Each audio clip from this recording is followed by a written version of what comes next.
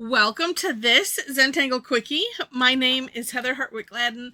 I'm a certified Zentangle teacher, and today we're going to take a look at the tangle Edgar from CZT Jody Genovese.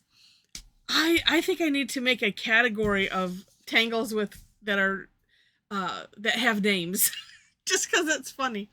I know we had a little while ago. We kind of had a back and forth with Deb and Barb because they each had tangles named. I mean, they were named for other people, other things, but it was just, I don't know. It was really funny the exchange we had. I might just do that because just because. All right, this is a neat one.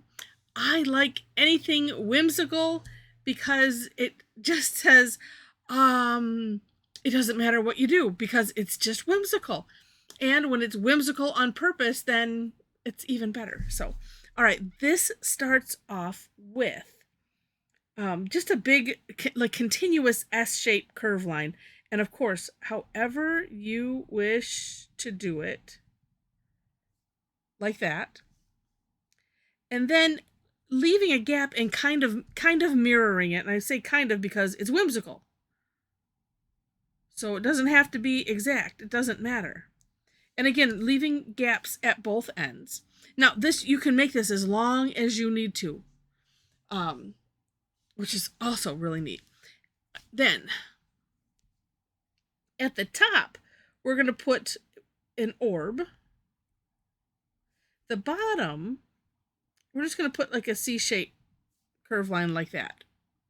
I suppose, too, you could like start and stop it periodically, and then this would be like the top of this orb. So you could, so instead of having just one big long S shape, you could, do like this, then start again.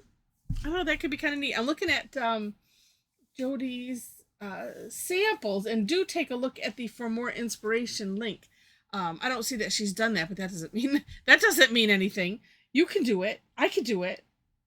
All right, and then also, because like the second step is just adding orbs, curve lines into everything. So all of these places where we've gone in, and it doesn't matter. I couldn't remember, because as I was playing with it, sometimes you get, well, maybe not you, I you just kind of start to morph things, and I'm like, this curve line was ending up kind of inside not sticking out as far as what the other curve is, and it's one of those, it doesn't matter, and it can protrude a little bit, it cannot, it's up to you. All right, so just curve lines, and it's almost like we're making orbs out of these. And if I would just there we go, do a little takeoff and land so we don't have like that. Let's see if we can merge it in. See, that helps a little bit. Okay, next we're gonna do little teeny like teardrop flux shapes, tethered orb shapes, whichever way you want to think about it. And she does keep them rather small, so it's an up to you. I'm making mine a little bit bigger because I want to. But just like that, starting in the crevice, come out around. This, I like that Maria had called it a tethered orb once.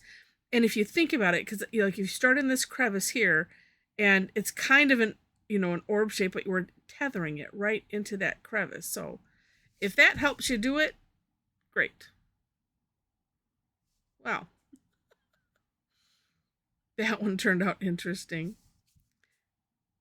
And what's nice about the whimsical nature of this is that these can end up however they end up.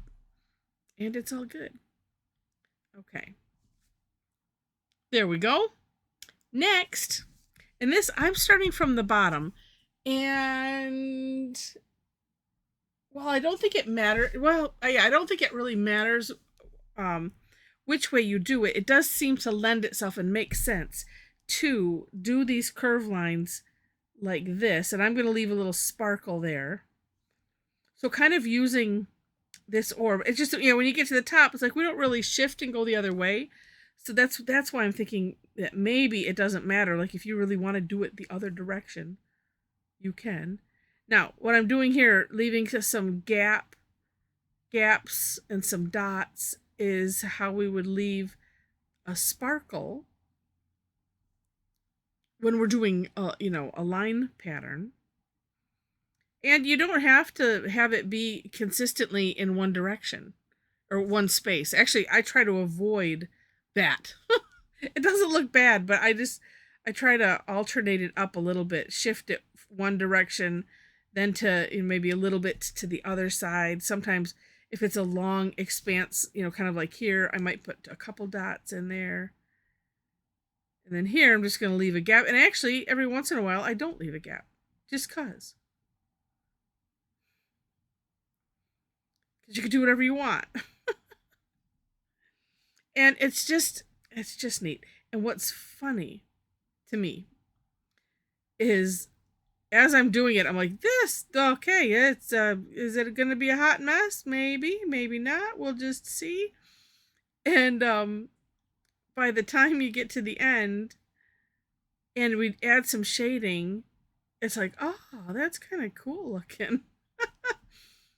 And maybe that is the additional beauty of the whimsical tangle, is that, we have that. Okay. There we go. Then some shading. Let's see. There it is. Now, well, first and foremost, we have to have shading on these edges. All my pens are coming running. Pick me. Because they've been on my table for the last class. I try not to pick up after myself, because it's more fun to have a table full of pens. I'm just kidding. Then to have them organized where you can actually get to them and let me just select one. Versus let me just dig on my pile of pens and pencils on my table. Although that does kind of make it fun. It's kind of like a rummage sale, It's like, let me dig. Oh, what treasure will I find? Oh, look at that already. Just from the shading, it's like, okay, that's shaping up to be something kind of cool. All right, let's also... I'm just going to put a little C shape just to make those a little rounded.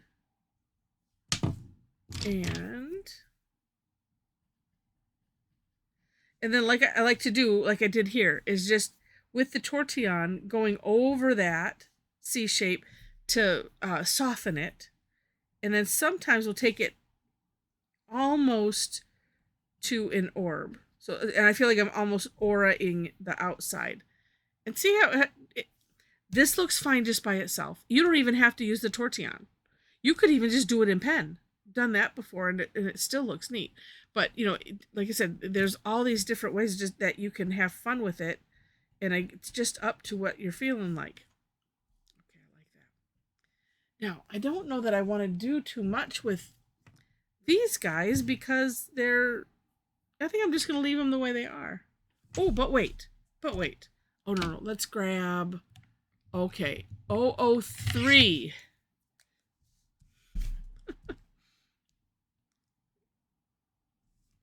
Just gonna put, I don't even know can you see that? Yeah, you can. Little teeny wispy line. This is why it's good to have the different sizes. The 003, I actually had to order it from Blick. I don't think I saw it in the stores where I regularly get the Microns from. No, I haven't checked on Amazon. But, it's one of those. Good to have just one handy. Just because you might need to get into a little teeny area like that. And I certainly didn't want to have it be this thick, but just a little teeny bit. So, all right. And I was feeling this before, and I'm going to do it. I didn't want to do it to all of the orbs, but I'm going to put, we'll fill this one in. See if we can leave a little extra shine on the, there we go. I mean, like I said, you could do that to all of them. Up to you. You know, one of those, as I was doing it, I'm like, oh, yeah, that needs to happen. So there we go. It's interesting. You know, and like I said, take a look at the For More Inspiration link so you could, you know, get some ideas from Jody's sample and also from Linda's little thumbnail that's up there. Hers is very neat. It's very structured. It's very impressive. No, I think I like it that way. Just really neat. All right, but let's, it's needing something, isn't it? Let's just add a little. Oh, yeah. Just needed something, but I didn't want to put like a line. There we go. That's a something.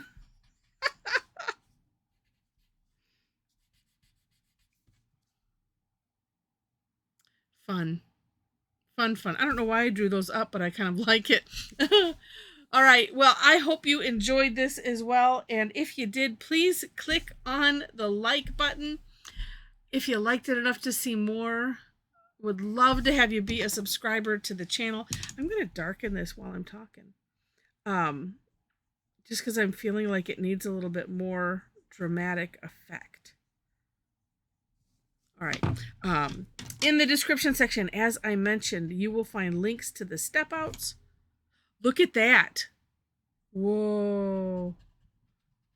I'm sorry. The shading is always fascinating to me. It's so magical. And look at that. Just by going a little bit darker. And if you're afraid to go dark, just do it light first. Because you can always add more. It's way easier to add more than it is to take some away. And I choose to do whatever happens and follow the Zentangle method and not use an eraser. Well, I'll admit, I have on when it's really, really bad. If I'm having really bad graphite remorse. But I try to just do, you know, whatever happens, happens. And I try to live with that because it's fun. Bring that in a little bit.